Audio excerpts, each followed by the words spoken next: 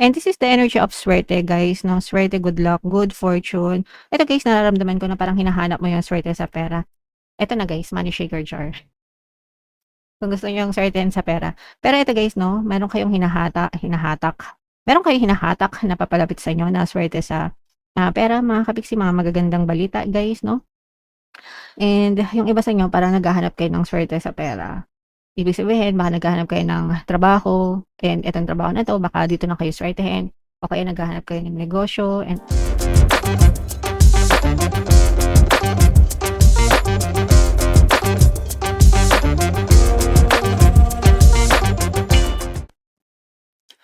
hello guys, hello Libra, welcome back to Pinay Pixie Tarot. Ang pamagat ng episode natin for tonight is first half kapalaran para ngayong May 1 to 15 para sa Libra, Sun, Moon, Rising sign, and Venus. Unahin natin tong deck na to mga kapiksi. Ito yung mga angel messages para sa inyo or yung mga paparating or pwede nyong ma-experience mga kapiksi.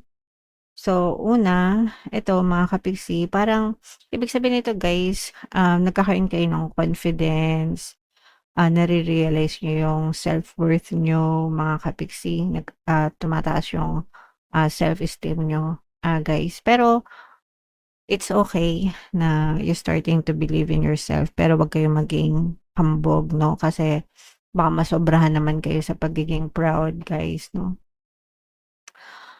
And dapat balance lang, guys. You appreciate yourself for doing a job well done, lalo na kung may mga na-achieve kayo. It's okay, guys. Pero yung sinasabi ko nga, yung masobrahan, wag naman kayo umabot dun sa point na ganun mga kapiksi. Okay?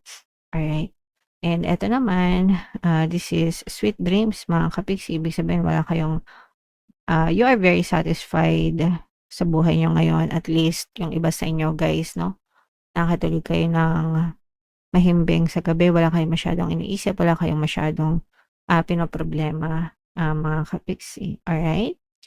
And eto naman, ito yung mga pinaglalaban guys, no? For some of you, pwedeng may mga pinaglalaban kayo. So, if meron kayong mga pinaglalaban guys, importante na mag-affirm kayo, everything is always working out for me. Everything works out in my favor, no? Para talaga maging pabor sa nyo yung sitwasyon guys, kahit anong mangyari. Lalo na kung meron kayong mga pinaglalaban. And kung sa tingin nyo naman ay mabuti at karapat dapat yung mga pinaglalaban nyo guys, okay? Alright. So, yeah. Comment down below if naka-resonate kayo dyan, Libra. So, shuffle natin to. Hanapin natin yung energy nyo. Ay, ito pala guys. Sa love pala muna ito, no? Love message, yung mga dark confessions ng person nyo, Libra. So, kung ano lang yung maka-resonate sa inyo guys, comment down below kasi hindi lahat mag-resonate.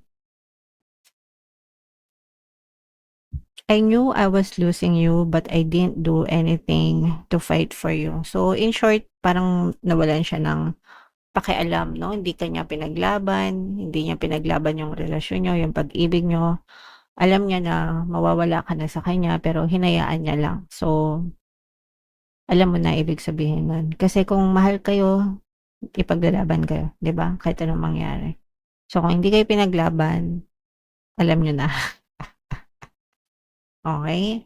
Ito naman, this situation has become very difficult for me to manage mentally. It is draining me. So, pwedeng dahil din sa mga nangyayaring sitwasyon sa buhay nyo, kaya nila kayo pinakawalan. For some of you naman, pwedeng in a relationship pa kayo, pero napapagod na yung person mo, no? Para sa kanya, napapagod na siya sa mga, usually sa mga bagay na paulit-ulit na nangyayari na hindi maganda, okay? And there are feelings of anger inside me that I need to release before I explode. So, ito yan guys, kapag paulit-ulit yung mga negative na sitwasyon, nadidrain siya mentally. And yung emotions, nasusuppress guys, no? Kaya nga sabi niya, feelings of anger, nasusupress, ibig sabihin, suppressed, na suppress, nagpipigil ng galit 'no, and kapagka hindi na kinaya sasabog, guys 'no. So, yeah. So, yan yung mga, gustong sabihin sa inyo ng person niyo. Comment down below guys, if naka-resonate kayo. So, shuffle natin 'to. Hanapin natin yung energy niyo Libra habang sina-shuffle ko 'to guys. Panoorin niyo muna yung video natin regarding sa ating paano mag-manifest ng abundance video course. Kapiksi, sawa ka na ba sa mga struggles at hirap sa buhay mo? Masipag ka ba at masikap sa buhay ngunit hindi ka pa rin umaasenso? Ilang beses ka na bang nag-attempt mag-negosyo at mag-invest pero palagi ka pa rin nalulugi? Sa pagkakataon na ito ay maaaring may subconscious beliefs ka na nagiging balakid sa iyong pag-unlad at pagyaman. Introducing, paano mag-manifest ng abundance video course. Dito ay matututunan mong ma-overcome ang mga balakid mo para tuluyan ka ng umunlad, umasenso, sumagana, maging matagumpay, successful at maswerte sa iyong kabuhayan, pera, trabaho, negosyo, salapi at kaperahan ng bonggang-bongga. Dali, mag-send na ng email sa pinoypixie@gmail.com at simulan na ang iyong pagyaman ngayon. Alright, so sa lahat ng gusto mag-avail ng course guys, mayroon tayong paano mag-manifest ng abundance video course, paano mawala ang third party, at magkaroon ng harmonious na relationship. Paano pabalikin si ex, revise breakup. Sa mga interesado guys, mag-send lang kayo ng email sa pinoypixie@gmail.com. And sa mga naghahanap ng pampaswerte guys, mayroon tayong money shaker jar. Ito yan guys, super effective na pampaswerte mga kapixie. At saka ito. So, ito yung WhatsApp number, chat nyo lang ako dyan guys. Pwede yan pampaswerte sa kabuhayan, pera, trabaho, negosyo, salapi, life in general guys. Super effective. Marami na tayong success stories. So, Libra, kayo ay represent ng Queen of Swords. This is both positive and negative. Meron din dito ang presence guys ng water sign, Cancer, Pisces, Scorpio. For some of you, maaaring may water element kayo sa inyong natal chart, or you may be dealing with another water sign. Ito guys, yung mga problema. Ito yung problema sa relasyon guys, no? Yung sinabi nga natin kanina mga kapixie. Or pwede namang hindi problema sa relasyon, pero I'm sensing this is more on relationship issues. There's a lot of emotional and mental pain mga kapixie, no?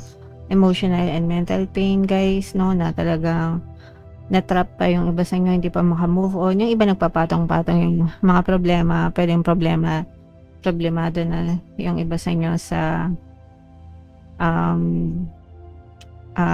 tawag dito, problemado na sa relasyon, tas baka may problema pa kayo sa trabaho nyo or sa ibang tao or whatever guys. Pero yeah, medyo hindi maganda yung inyong mental state right now. Overthinking mga kapixie.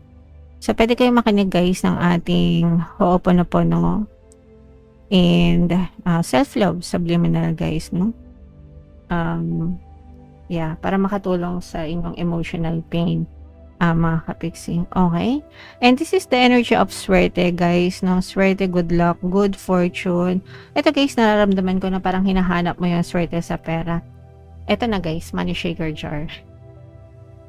Kung gusto niyo yung swertein sa pera. Pero ito, guys, no? Meron kayong hinahatak. Meron kayong hinahatak na papalapit sa inyo na swerte sa pera, mga kapixie, mga magagandang balita guys, no? And yung iba sa inyo parang naghahanap kayo ng swerte sa pera.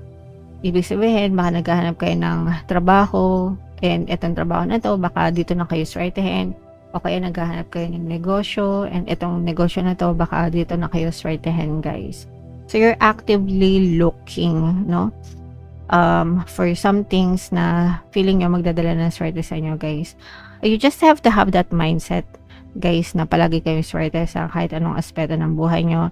That's how I do it, and palagi ko yung sinishare sa inyo guys. Always kayo mag-affirm, swerte ako, swerte ako, swerte ako, swerte ako sa lahat ng aspeto ng buhay ko. So pag sinabing lahat na yan guys, no? Pag-ibig, relasyon, pera, trabaho, negosyo, salapi, buhay in general, whatever. Luck or good luck comes in many forms. Ibig sabihin maraming uri ng swerte guys. Pag sinabi kasing swerte, hindi lang yan swerte sa pera. Wag lang yung swerte sa sugal guys, kasi hindi tayo nag-encourage ng sugal, no? Dahil masakit yan sa bangs mga kapixie. Pero pag sinabing swerte sa pera, ibang usapan yon guys, okay? Kasi maraming pwede kayong gawin para mahatak nyo yung swerte sa pera. So, imayin man nyo to mga swerte sa pera na to. Good luck, good fortune mga kapiksi. Talagang maganda yung progreso ng swerte sa inyo, guys, okay? So, what else? Ito yung mga conflict, guys, na sinabi nga natin, no? Yeah, so ito yung reason kung bakit broken-hearted yung iba sa inyo. Ito yung mga conflict, mga trust issues, mga kapiksi, nasira. Nagkakaroon lang naman ng trust issues, guys, kapag nasisira yung tiwala dahil sa pagsisinungaling, betrayal, 'di ba? Deception, lies, no? Yun yung root cause. So, there's something or there's somebody from your quantum bubble, pwedeng sa relationship na romantic or pwede rin kahit hindi, guys, no? Kung, let's say, nagsinungaling sa'yo yung best friend mo or yung kapatid mo or magulang mo, di ba? Na parang you felt betrayed, no? Parang feeling mo, niloko ka, tinraidor ka, ganyan, mga kapiksing. Okay? So, yeah. Yun yung mga sa negative, mga kapiksi. And ito guys, ibig sabihin nito, kailangan yung diligan yung mga pangarap nyo sa buhay para talaga magbunga, mga kapiksi. Kasi ibig sabihin nito, nagsisimula na, no? Nagkakaroon na kayo ng, nagsisimula ng umusbong, no? Nagsisimula ng umusbong yung mga pananim nyo, yung mga dasal nyo, yung mga hinihiling nyo, yung mga dreams, your wishes, guys. You're starting to see evidences, mga resulta, no? Nakakita lang kayo ng movement. Pero it's too early. Masyado pang maaga. So, kailangan nyong alagaan. Ito guys, para magbunga ng mayabong and para talaga mag-manifest lahat ng dreams, lahat ng pangarap mo. Libra. Okay? Alright. So, yeah. Comment down below, guys. Libra, no? If feeling nyo naka-resonate kayo dyan, i-main nyo na lahat yan, guys, sa comment section. And yung mga magaganda. Okay? For more tarot readings at yung playlist nyo, ito naman yung ating success stories ng paano mag-manifest ng abundance with your course. Panoorin nyo itong video natin, guys, about money shaker jars. Thank you for liking, sharing, and subscribing. See you next time. I love you all. Have a nice day. Bye-bye.